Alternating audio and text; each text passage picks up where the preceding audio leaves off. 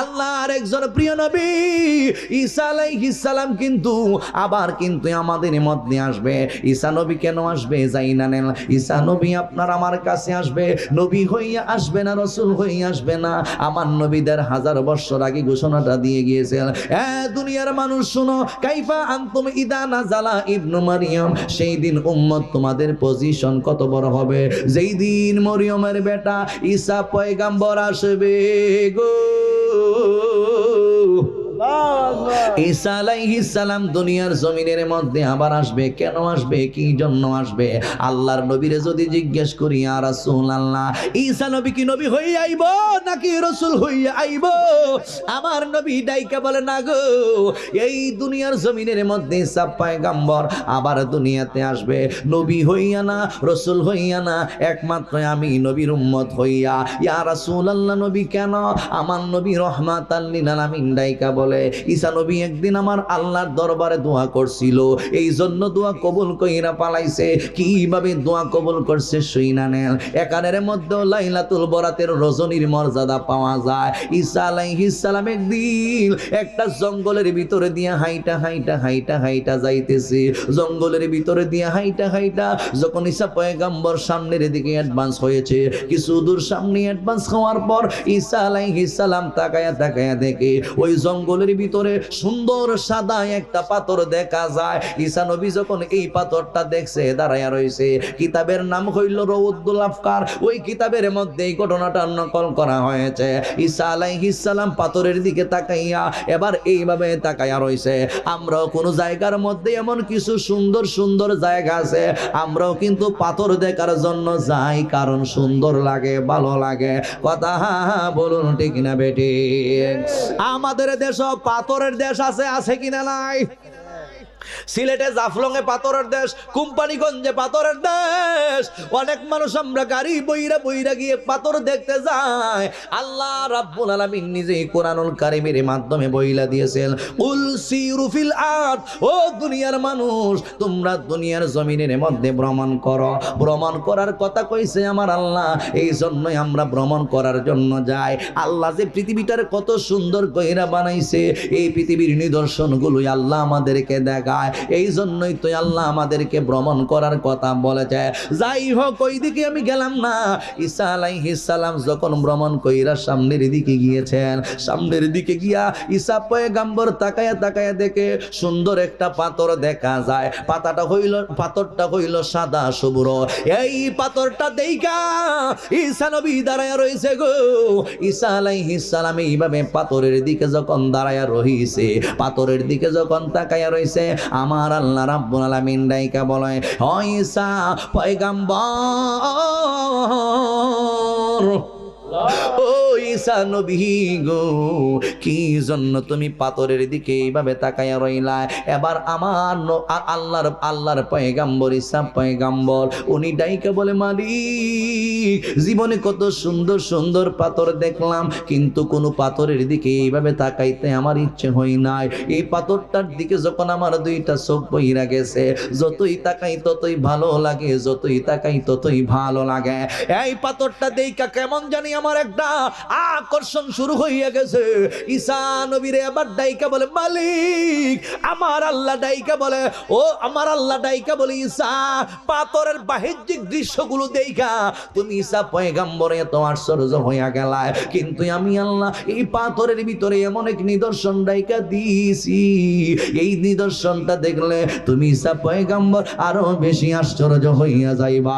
জোরে জোরে কি সুবহানাল্লাহ বলা যাবে না? আরো জবানে কোলে বলেন আল্লাহু আকবার। কি দিয়ানি বাহিরে জালা আমি, কি দিয়ানি বাহিরে জালা, ও মোর জালা রে জালা, কি দিয়ানি ভাই দয়ালের প্রেম জালা, ও জলে জালা। এই গান তো পুরানো, শান্ত পুরানো, এটা কিতাব আর শিখাই দন লাগবো আপনারা। আমি মাঝে মাঝে একটু গরম পানি খাই আর কি, কারণ একাধারে কন্টিনিউ দুইটা চালাইয়া কালকে আমাদের দাঁত মন্ডল গাউসিয়া মিরানি আজিজা দরবার শরীফও উরুস মাহফিল আছে। তে আমার সর্বোচ্চ সময়টা আমার দরবার থেকে দেয়, কোনো সময় দেয় 2 ঘন্টা, গত বছর করছি 2.5 ঘন্টা, এবার কোনো মতে 1-1.5 ঘন্টা করছি। এরপরে শেষ সাইতে মাইক ধরলে এমনি গলা আর ঠিক থাকে না। এরপরে আজকে বাড়িতে আইসা, দরবার থেকে বাড়িতে এসে কোনো ঘুমও হইছে না। যখন বক্তার ঘুম না হয় গলা কিন্তু বেরবেরি হরে। আজকে বেরবিরা গলা লই আইছি, প্রথম আইছি। বেজার না খুশি? খুশি না বেজার?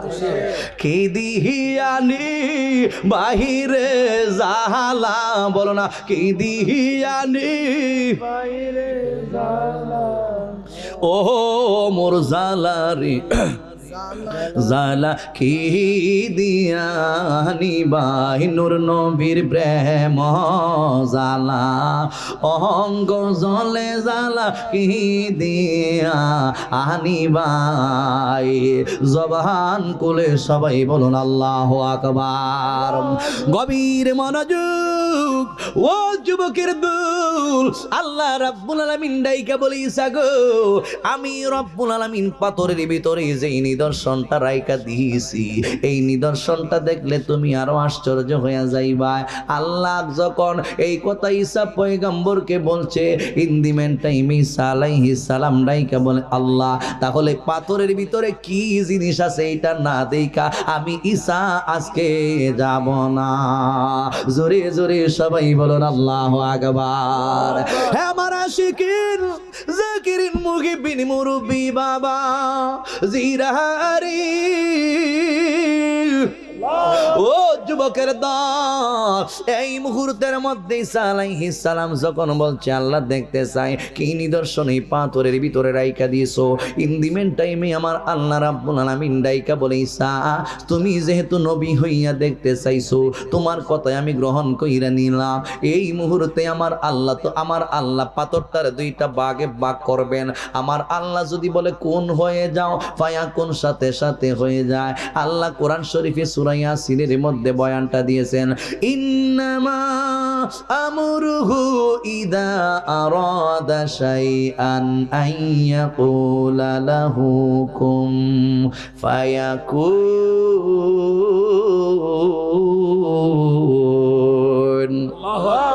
আল্লাহ রাব্বুল আলামিন যদি বলে কোন হয়ে যাও, ফায়াকুন সাথে সাথে হইয়া যায়। আল্লাহ রাব্বুল আলামিন ডাইকা বলে ঈসা আলাইহিস সালাম, তাহলে তুমি পাথরের ভিতরের নিদর্শনগুলো দেইখা নাও।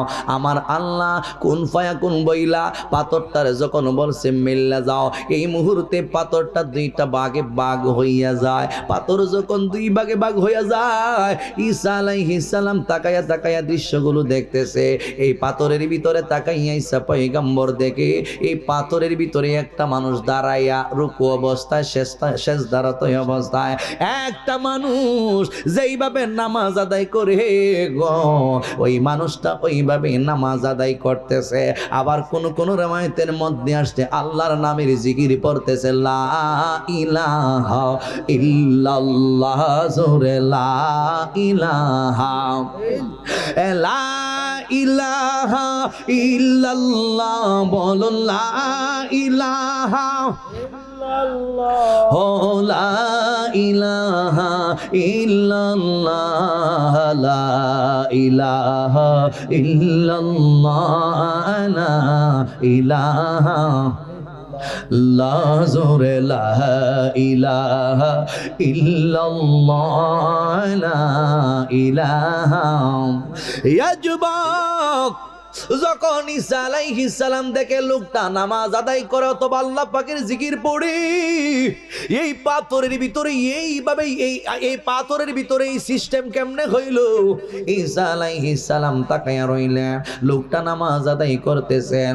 নামাজ সমাপ্ত কইরা ডানে সালাম ফিরাইছে, এবার বাম দিকেও সালাম ফিরাইছে। 2 রাকাত নামাজ সমাপ্ত কইরা যখন ডানে বামে সালাম ফিরাইছে গো,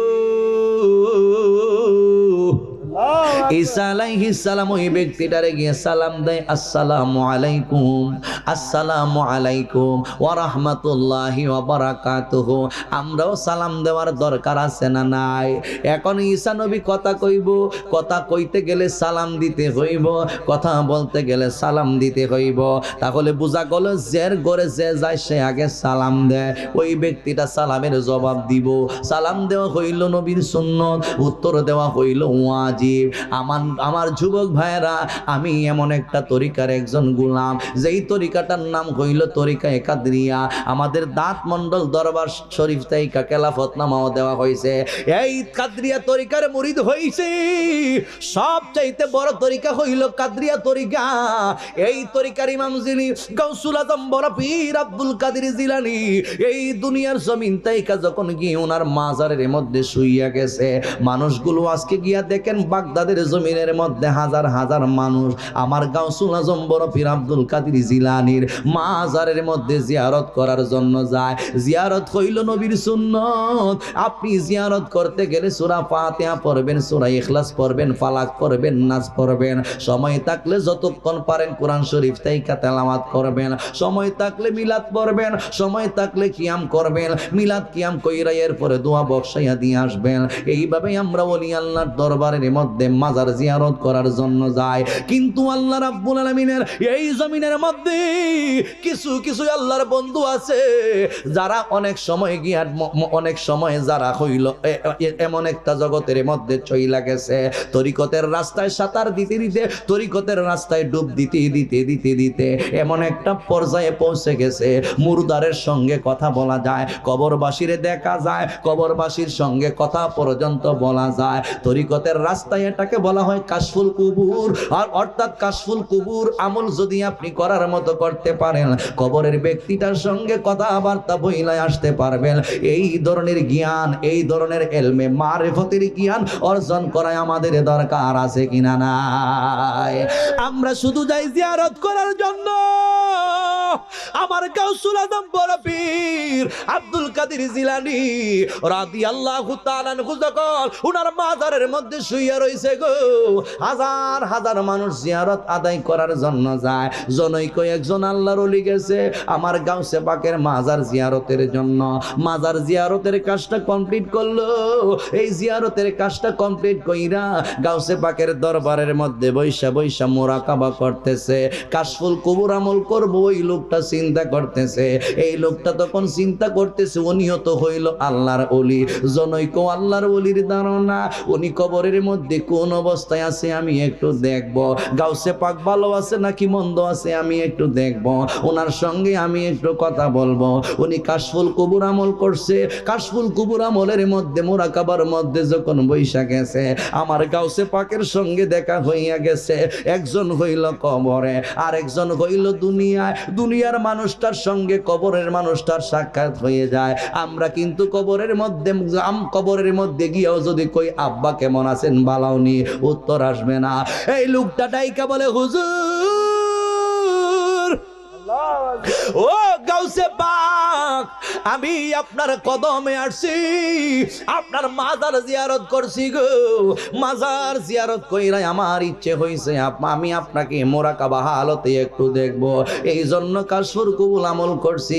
এবার দেখা যায় আপনার সঙ্গে আমার সাক্ষাৎ হয়ে গেছে। আগে আমার সালাম গ্রহণ করেন। আমার গাউসে পাকরে ওই আল্লাহর ওলি সালাম দিয়েছে, আমার গাউসে পাক সালামের জবাব দিয়েছে। যখনই একটা মানুষের সঙ্গে দেখা হয় আগে সালাম দিতে হয়। দলিল আসসালামু কাবলাল কালাম, কথার আগে দিতে হয় সালাম। ওই মানুষটা সালাম দেওয়ার পর এবার গাউসে পাকের সঙ্গে কথা বলা শুরু করে দিয়েছে। ইয়া গাউসুল আজম বড় পীর আব্দুল কাদের জিলানী, আমার নবী রহমাতাল লিল আলামিন দুনিয়ার জমিনের মধ্যে ১৫০০ বছর আগে ঘোষণাটা দিয়ে গিয়েছেন, একটা মানুষকে যখন কবরের মধ্যে রাখা হয়, রাসূল বলছেন আতানে মালাকান, ওই মানুষটার কবরের মধ্যে নাকি দুইজন ফেরেশতা আসে। এই দুইজন ফেরেশতা এসে তিনটা প্রশ্ন করে, মান রাব্বুকা ওয়া মা দীনুকা মা কুলতা তাকুলু ফি হাদার রাজুল আল্লাযী বুইসা ফীকুম। এই তিনটা প্রশ্নের উত্তর আপনি দিছেননি, কিভাবে দিছেন? এই ফেরেশতাদের হাত থেকে বাঁচছেন কেমনে জানায়া দি।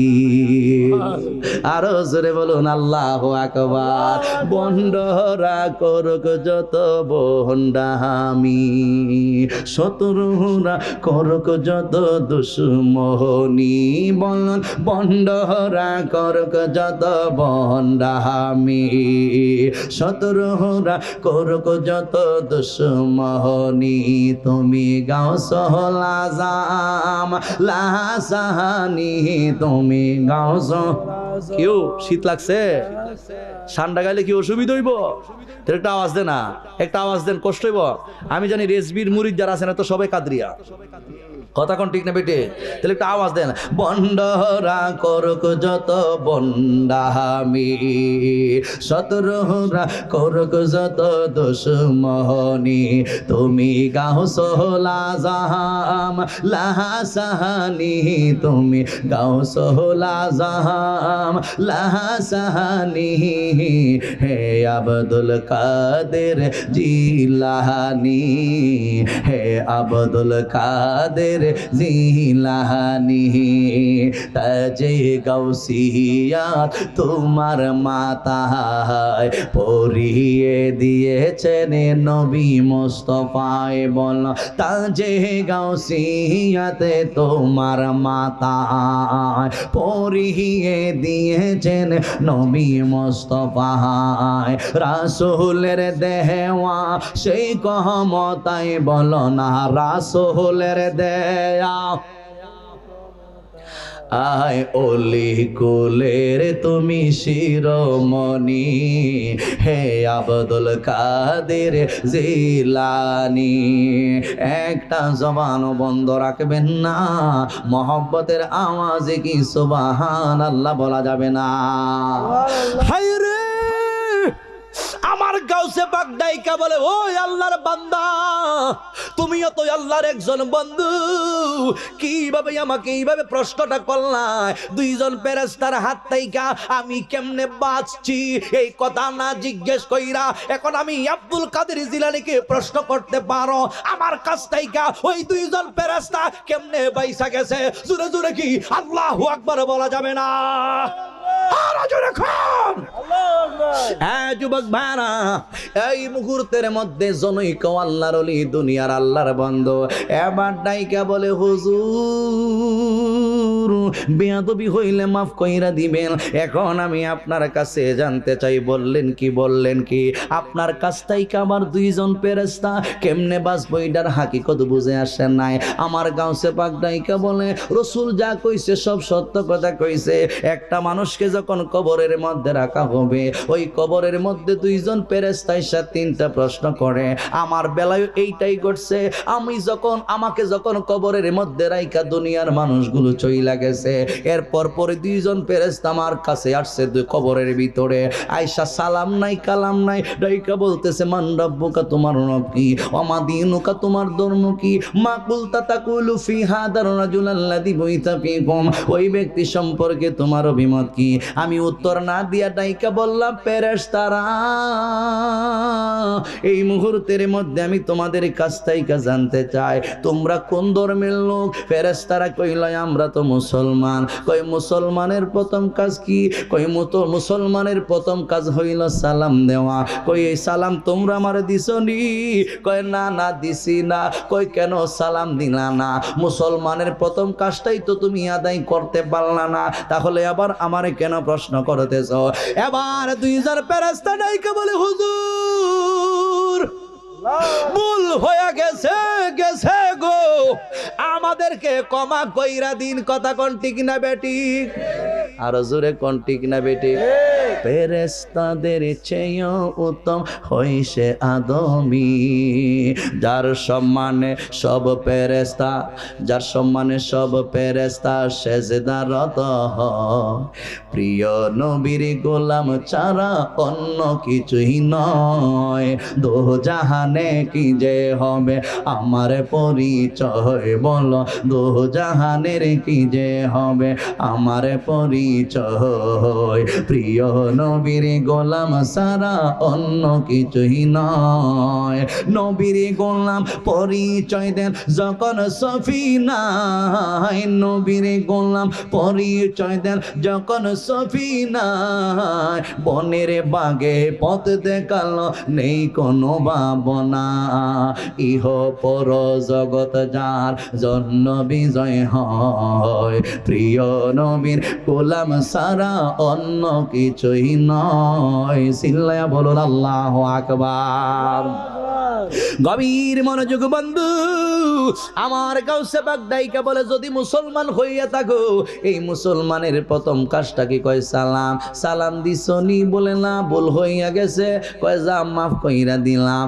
এর পরের কাজটা কি? কয় মুসাফা করা। মুসলমানের পরের কাজটা হইল মুসাফা করা। কয় মুসাফা করো, সুন্নতটা আদায় করো। এবার দুইজন ফেরেশতা গাউসে পাকের হাতের মধ্যে হাত দইরা মুসাফা করব, করবার আগে কিন্তু ভাবতেছে আরো 10 বার। সুবহানাল্লাহ। ভাগ্যে কই এত কষ্ট আপনার ওয়াজ শুনতে গেলে বুঝলাম না কথা কই না কইলে তো বুঝো মাঝে মাঝে আপনার ঘুমাই গেছেন গা খেটা খেটা ঘুমাই গেছেন গা, হাত তুলে না না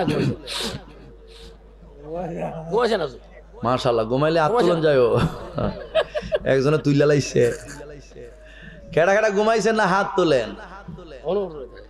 নারে তাকবীর, আল্লাহু আকবার কইছে নাও।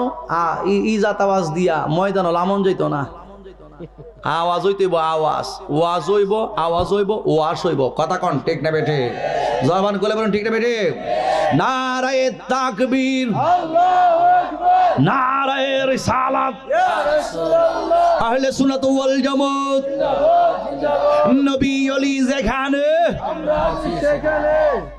এই আওয়াজ দিয়ে হইতো না। আরেকটু আবার দেখবেন ওই 12 ফেব্রুয়ারি নির্বাচনটা কেন্দ্র করে আইতাছে না, মিছিলের সময় দেখবেন এ কয় অমুক ভাইয়ের চরিত্র ফুলের মতো পবিত্র, কইতে কইতে কইতে কইতে যে যে মার হাই এটার তো আছে। ওই ফ্যান পর্যন্ত কুইলা জায়গার খবর নাই, অনেকের লঙ্গি পর্যন্ত কুইলা জায়গা। এরপরে গিয়া কিতা দেয়, সামান্য একটা জিলাপি দেয় অথবা আটার বিস্কুট দেয়। কিন্তু ইহা নাইলে তো এখানে আইলে বিরিয়ানি আছে না, না যে রইও কাছে তো আমি তো আর জানি না। আমরা তো এটা থেকে আর বালা জিনিস পাবো। আর যে রইও আমরা যে থাবারক খাই, এই থাবারক কিন্তু শিফা, এটা শিফা না। কথা কোন ঠিক না বেটি? ভোট দিয়ে যার ইচ্ছা তারে, তবে নীতিবান মানুষ দিকে ভোট দিয়ে। আর তো লাফালাফি করার দরকার নাই। খামের সময় খাম করিলেন বালা কইরা। কথা কোন ঠিক না বেটি? টেহা টোহা খাই আবার ভোট দিন না। এর থেকে 500, এর থেকে 1000, এর থেকে 3000 ইতে খাই না। ঠিক আছে, এগুলা চাইরা দিয়েন। চরিত্রটারে রসুলে পাক সাল্লাল্লাহু আলাইহি সাল্লামের আদর্শবান বানায়েন, তাইলে কবরে গেলে রসুল আপনার জন্য সুপারিশ করব। আর গুড়, সুদ, গাঁজা, ইয়াবা, ফ্যান্সি মেনসি খায়া, ডেন্ডি মেন্ডি খায়া, এবারে চুট দেখা যায় একটা বেহাতে রইছে, এরপর দেখা যায় মুখ একবার একবারে দেখা যায় ফাতলা শীতলা হয়ে রইছে, ফোলা দেখা যায় 18 বছরের ফুলাটা ইয়াব্বা খাইয়া জীবনও শেষ, যৌবনও শেষ। ঠিক না ঠিক? হারামকে হারাম জানতে হবে, হালালটাকে গ্রহণ করতে হবে। ধরে বলুন ঠিক না বেটি? মুসাফা করো। কেমনে মুসাফা করতাম? যে ক্ষমতা দেখাইলেছি সালাম দিছি না দিকিয়া, যেভাবে ধরছে মুসাফা যে করতাম, চিন্তা করতেছে দুজনে, দুই ফেরেস্তা। মুসাফা হলো যাইতা ধরে আবার না নিসারে আইসি তো ওনার বাড়ি, চিন্তা করতেছে আইসি তো ওনার বাড়িতে, কারণ ওনার ঘর, ওনার কবর তো ওনার বাড়ি। কথা কর ঠিক না? মুসাফাটা করিলাই, মুসাফা ধরছে। ধরার পরে কয়ও দুইজন ফেরেস্তা, শোনো, আল্লাহ পাক যখন আদম আলাইহিস সালাম রে বানানোর ইচ্ছা পোষণ করছিল, আল্লাহর কোনো পরামর্শ মিটিং এর দরকার নাই তো। এরপরে আল্লাহ দুনিয়ার মানুষে যে কোনো বালা কাজ করতে গেলে পরামর্শ কইরা সাইরা কাজটা করতে হয়, এটা শিক্ষা দিবার লাগি আল্লাহ তোমার সাথে একটা পরামর্শ করছি নিকো করছিন তো। কই আল্লাহ তোমাদের সাথে পরামর্শ করতে গিয়া কইছিল ওয়া ইদ ক্বালা রাব্বুকা ইন্নী জাইলুম ফিল আরদি খলিফা, আমি দুনিয়াতে প্রতিনিধি বানাবো। এবারে তোমাদের অভিমত কি? তখন তোমরা কইছিলা আল্লাহ কেরে বানাইতা? তখন তোমরা কইছিলা, আল্লাহ যখন কইছিল আমি বানামু আমার ইবাদত করার জন্য, তাসবিহ তাহলিল করার জন্য, গুণকীর্তন করার জন্য, এটাতে লাগিতে বানাইতাম, নাইলে আমি আল্লাহর কি দরকার আছে আর বানানো? এই খাস তো আমরাই করি, আমরাই তো আপনার তাসবিহ তাহলিল করি, আমরাই তো আপনার জিকির করি, আমরাই তো আপনার যত গুণকীর্তন আছে সব কিছু আদায় করি, তাইলে আজাইরা মানুষ বানাইতেন কেরে? আমি যা জানি তোমরা তাহা জানো না, ইন্নী আলামু মা লা তা'লামু, তোমরা সাথে বন্ত না, যাও। আল্লাহ কইছে যাও। হিংসা এসে গেছে গারার ভিতরে, আমরা যে বানাইছে।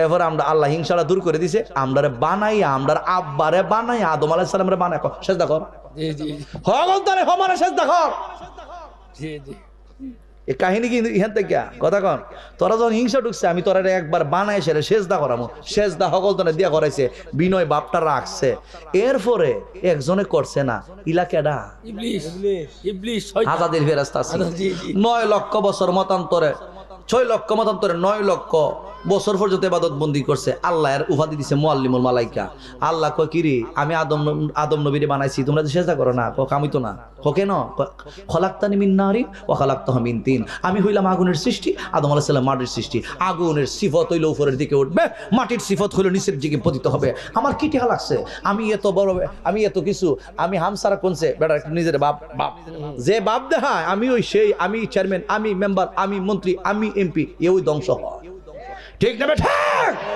যখন কইছে আমি মুআল্লিমুল মালাইকা আমি তো না পারতাম না আমি তো শ্রেষ্ঠ আমার বাড়াইছে আপনি আগুন দিয়া আল্লাহ কয় সবাই সেজদা কর সবাই সেজদা করছে সেজদা যখন করছো না আবা অহংকার করছো তাকাব্বুরি করছো কয় তোমার উপাধি কি দিছিলাম কো মুআল্লিমুল মালাইকা কয় এই মুহূর্তে সব কয়টা দিছি মুআল্লিমুল মালাইকার দায়িত্ব বন্ধ কি কোন হ্যাঁ 9 লক্ষ বছর পর্যন্ত ইবাদত বন্দি করছি আপনি করেন কি আল্লাহ হ্যাঁ সব শেষ আমি আল্লাহর আদেশকে উপেক্ষা করছো সেজন্য তুমি তোমার ধ্বংস হয়ে গেছে এই আজাজিল ফেরেশতার 9 লক্ষ বছরের ইবাদত একেবারে ক্রসিন হমাইরা দিছে আপনি 100 বছর পর্যন্ত ইবাদত বন্দেগী কইরা আপনি বলেন ওলি আল্লাহ বলতে কুস্তা নাই আপনি 100 বছর পর্যন্ত ইবাদত বন্দেগী করেন আপনি বলেন নবী আমাদের মতন সাধারণ মানুষ আপনার ঈমান কি থাকবো ঈমান ধ্বংস আপনিও কাফেরের সঙ্গে যুক্ত হবেন কথা বলুন ঠিক না ঠিক যা মুআল্লিমুল মালাইকার দায়িত্ব বন্ধ করে দিছি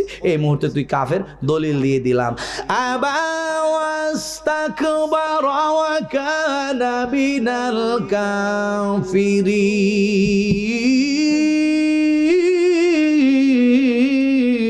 আল্লাহু আকবার তুমি কাফের তোমার যারা কাফের না হবে হেও কাফের দুইজনে দইরা কয় কে রে হাজারে নিষেধ করছিলা আল্লাহ আদম বানাইতো না এটা কি তোমাদের হিংসা নয় কয় আমি না তো আমরা না তো আরো মেলা সবাই মিললে ওইটার হেডটা কেডা নেতা কেডা একটু জান নাও কসাইরা দিন কসারতাম কেমনে আগে ধরার মধ্যে জবাব দো একজন দুইজন থেকে একজনে যাও দুইজন থেকে একজনে যাও যদি দুইজনে ছেড়ে দিই দুইজনে ভাগ্য দেবা গা দেখেন বাগে ওলি আল্লাহর পাওয়ার আছে না নাই আছে আছে ওলি আল্লাহর পাওয়ার ছিল রুহানি জগতে ওলি আল্লাহর পাওয়ার আছে দুনিয়াতে ওলি আল্লাহর পাওয়ার আছে কবরে ওলি আল্লাহর পাওয়ার আছে মিজানের পাল্লায় ওলি আল্লাহর পাওয়ার আছে হাশরের মাঠ পর্যন্ত ওলি আল্লাহদের ক্ষমতা দিয়েছে কে আর জোরে বলেন কে আমরা মানার দরকার আছে না নাই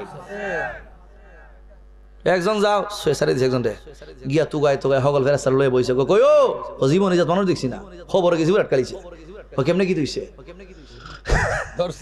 ধরছে ধরার মতো কই জবাব দিতাম কেরে নিষেধ করছিলাম কোন সময় নিষেধ দিছিস তুই বিলে লাইছি ওহন কইটা জবাব দিতাম কেরে নিষেধ দিতাম আল্লাহ আদম বানাইতো আল্লাহ বানানোর দরকার নাই আমরাই তো আপনার আছি ওহন জবাব দিতাম জবাব আমরা কেমনে দেবো কেউ তুই মরসদি বলা আর খেতে রইছেতে কাই সর্বনাশ কলো আল্লাহর কাছে যায় আল্লাহ এখন জবাব দিতাম কেমনে আল্লাহ শিখাই দিছে কোনো জবাব নাই মাফ চাইয়া আও এই ফেরেশতা গিয়ে আল্লাহর দ্বারা আল্লাহর বন্ধু আব্দুল কাদের জিলানী আমরা তো কোনো জবাব নাই আল্লাহর পক্ষ থেকে আওয়াজ নিয়ে আসছি দয়া করে আপনি আমরা মাফ করে দেন মাফ ছাড়া কোনো রাস্তা মাফ করে দিলাম তবে খবরদার কাদরিয়া তরিকার কোন ব্যক্তি যদি কবরের মধ্যে আসে তাকে যখন প্রশ্ন করবে কবরে তিনটা সাবধানে প্রশ্ন কইর বেয়াদবি হয়ে যাবে আমি গাউসে পাকের ক্ষমতা ওই জায়গার মধ্যে দেখাইব কথা কোন ঠিক নেবে ঠিক তাহলে ওলি আল্লাহর পাওয়ার আছে না নাই আছে আমার যুবক ভাইরা যেই কথার মধ্যে আমি ছিলাম আমি যদি ওয়াজ ডাইনে বামে যাই জায়গা তুই যাই ঈসা আলাইহিস সালাম সালাম দিয়েছে আসসালামু আলাইকুম এবার প্রশ্ন করতেছে মানান্তা আপনি কে এই পাথরের ভিতরে আপনি কেমন করে ঢুকলেন এই লোকটা ডাইকা বলে আমি হলাম মুসা নবীর একজন উম্মত কিভাবে এই পাথরের ভিতরে ঢুকছেন এবার ডাইকা বলে আমি আমার আল্লাহ রাব্বুল আলামিনের কাছে বলছিলাম আল্লাহ টাকা চাই না পয়সা চাই না হীরা মানিক মুক্তা চাই না গো দুনিয়ার টাকা পয়সা স্বর্ণ রূপা হীরা মণি মুক্তা কোনো কিছুই চাই না আমি দুনিয়ার ছেলে মেয়ে বিবি বাচ্চা চাই না এমন একটা জায়গা আমার জন্য রাইখা দিন, যেই জায়গার মধ্যে তাইকা একমাত্র আপনি মালিক রে পাইতে পারি, আপনার ইবাদতের মাধ্যমে কাটাইয়া দিতে পারি। আল্লাহ রাব্বুল আলামিন আমার মুনাজাত কবুল করছে, কবুল কইরাই পাথরের ভিতরে আমারে ঢুকাইয়া দিছে। ঈসা পয়গম্বর তাকায়া দেখে, একদিকে দেখা যায় আঙ্গুর ফলের বাহার, সুন্দর সুন্দর মিষ্টি মিষ্টি আঙ্গুর, আরেকদিকে দেখা যাইতেছে পানির নহর বইয়া যাইতেছে। ঈসা নবী ডাইকা বলে, তাইলে বুঝি ক্ষুধা লাগলে শুধু আঙ্গুর খান? বলে হ্যাঁ। আর পানির পিপাসা লাগলে এই পানি বুঝি পান করেন? বলে হ্যাঁ। আর কোনো খাবার আমার মধ্যে নাই। এইভাবে জীবনটারে কাটাইয়া দিছে। ও যুবক, এবার ঈসা পয়গম্বর ডাইকা বলে, বান্দা এই পাথরের ভিতরে তুমি কত বছর পর্যন্ত অবস্থান করতেছ? এবার ডাইকা বলে, বেশি না, মাত্র 400 বছর পর্যন্ত এই পাথরের ভিতরে আমি আল্লাহর ইবাদত বন্দেগী করতেছি। কয় 400 বছর পর্যন্ত ইবাদত বন্দেগী করতেছ, আর তুমি বলো বেশি না? এটা বুঝি বেশি না? এবার ঈসা পয়গম্বর আমার আল্লাহ রাব্বুল আলামিন ডাইকা বলে, মালিক ও দয়াল আল্লাহ গো, এই ব্যক্তিটা পাথরের ভিতরে তাইকা 400 বছর পর্যন্ত যত ইবাদত বন্দেগী করছে, এর চাইতে আরো বেশি ইবাদত করছে, এমন আবেদ ব্যক্তি দুনিয়াতে আছে কিনা নাই? আমি ঈসারে জানাইয়া দিল। আমার আল্লাহ রাব্বুল আলামিন ডাইকা বলে, ঈসা না রে, ঈসা না, বর্তমানে নাই, বর্তমানে নাই, বর্তমানে তুমি তো আছো, বর্তমানে নাই। তবে তোমাকে আমি আল্লাহ রাব্বুল আলামিন নিয়ে আসার পরে ওই জমিনের মধ্যে পাঠাইব প্রধান অতিথিকে, মুহাম্মাদুর রাসূলুল্লাহ সাল্লাল্লাহু আলাইহি ওয়াসাল্লামকে পাঠাবো। ওই নবীর যারা উম্মত হইব, ওই উম্মতের মধ্যে 3টা রাত্র দেওয়া হইব। একটা রাত হইল লাইলাতুল মেরাজের রাত। আমি যেই মূল আলোচনায় ছিলাম, এইটা হলো শবে বরাত সম্পর্কে আলোচনা। আমার আল্লাহ রাব্বুল আলামিন ডাইকা বলে, ঈসা, আমার আল্লাহ রাব্বুল আলামিন ডাইকা বলে, ঈসা মুহাম্মাদুর রাসূলুল্লাহ সাল্লাল্লাহু আলাইহি ওয়াসাল্লামের উম্মতের হায়াতের বাজেট হবে অল্প, এর মধ্যে আমি আল্লাহ 3টা রাত দিব। একটা রাত হলো লাইলাতুল মেরাজের রাত, আর একটা রাত হলো লাইলাতুল বরাতের রাত, আর একটা রাত হলো লাইলাতুল কদরের রাত। লাইলাতুল বরাতের রজনীতে, অর্থাৎ শাবান মাসের 15 তারিখ রাতের বেলায় যারা ইবাদত বন্দেগী করার জন্য মসজিদে ঢুইকা যাইব, 2টা রাকাত নামাজ পড়ব ইখলাসের নিয়তে। ইখলাসের সহিত 2 রাকাত নামাজ আদায় করবে। লাইলাতুল বরাতের রজনীতে 2 রাকাত নামাজ যদি আদায় করে গো, এই লোকটা 400 বছর পর্যন্ত এই পাথরের ভিতরে ঢুইকা যত নেকি অর্জন করছে, 2 রাকাত নামাজ যদি মুহাম্মদ সাল্লাল্লাহু আলাইহি ওয়াসাল্লামের এক একটা উম্মত আদায় করে, 2 রাকাত নামাজের কারণে 400 বছরের চাইতে বেশি আমল নামা আমি আমার বন্ধু মুহাম্মদ সাল্লাল্লাহু আলাইহি ওয়াসাল্লামের উম্মতের মধ্যে দান কইরা দিব। জোরে জোরে কি সুবহানাল্লাহ বলা যাবে না? আরো জবানে কোলে বলুন আল্লাহু আকবার। আমার নবীর উম্মতের কত সম্মান! 2 রাকাত নামাজ আদায় করলে যদি এত ফজিলত হয়, তাহলে ওই লাইলাতুল বরাতের রজনীতে ইবাদত বন্দেগী করার দরকার আছে না নাই?